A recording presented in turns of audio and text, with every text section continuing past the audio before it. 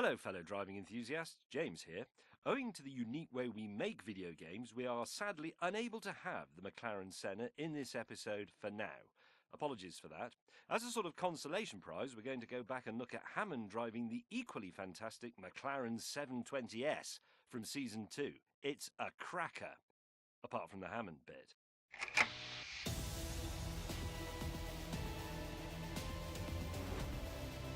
While the outgoing car may have been great to drive, it was never what you'd call beautiful or even very exciting to look at. But its replacement, well, that's a different matter. It's called the 720s, and from any angle and in every detail, it's simply sensational.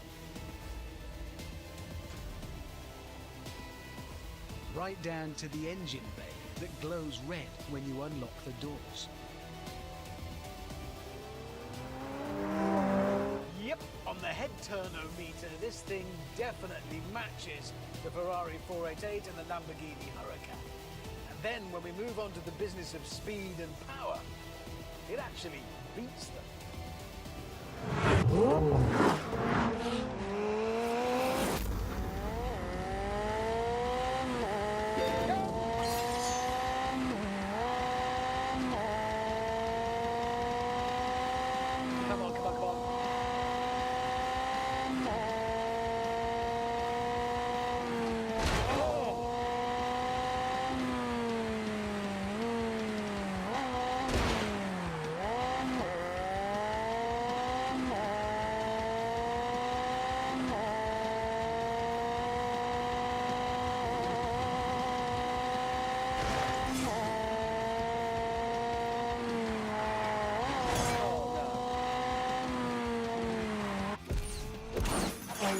To 60 takes just 2.8 seconds.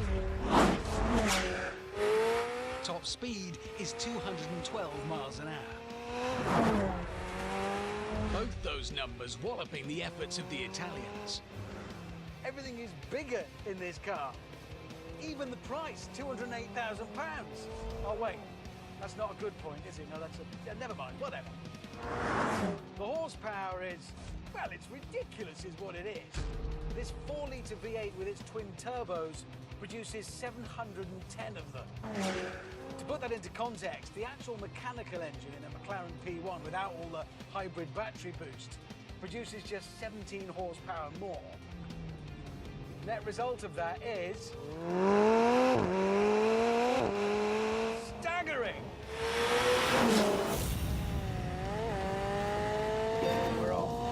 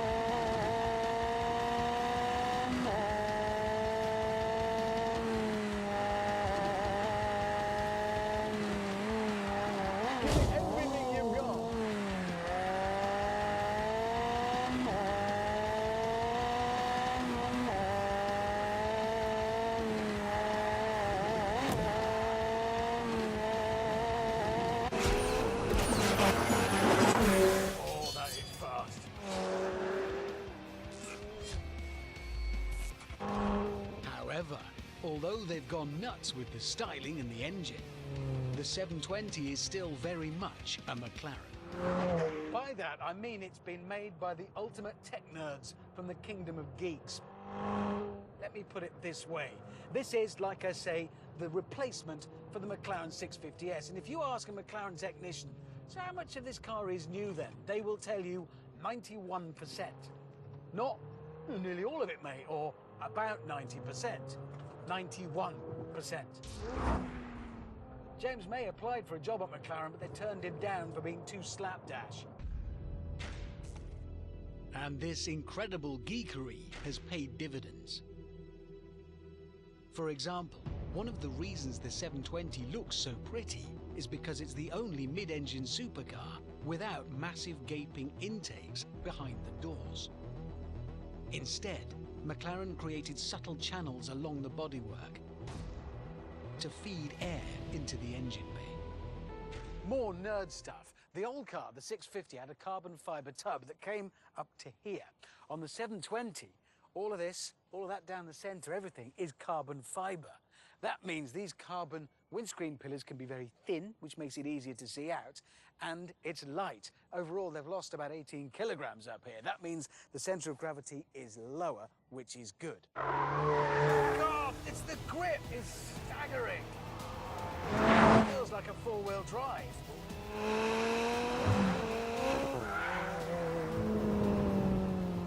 But if you do want things to get a little more leery, simply dive into the computers and activate variable drift control. It lets you select the angle of dangle through your drift by varying the amount of traction control. I think we'll go for all of it. Lots of drift available.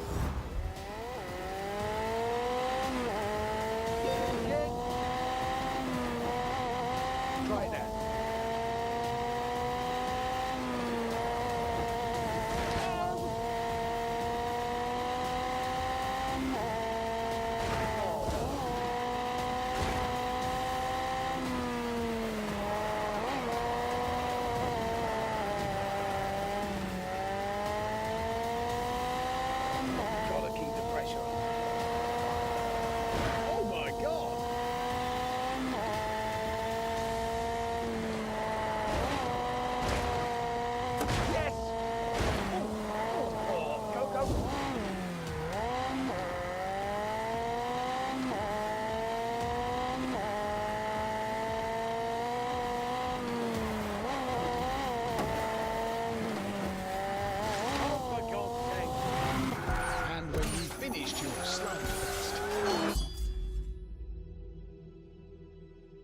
You can switch back to comfort mode and settle down for a relaxing cruise.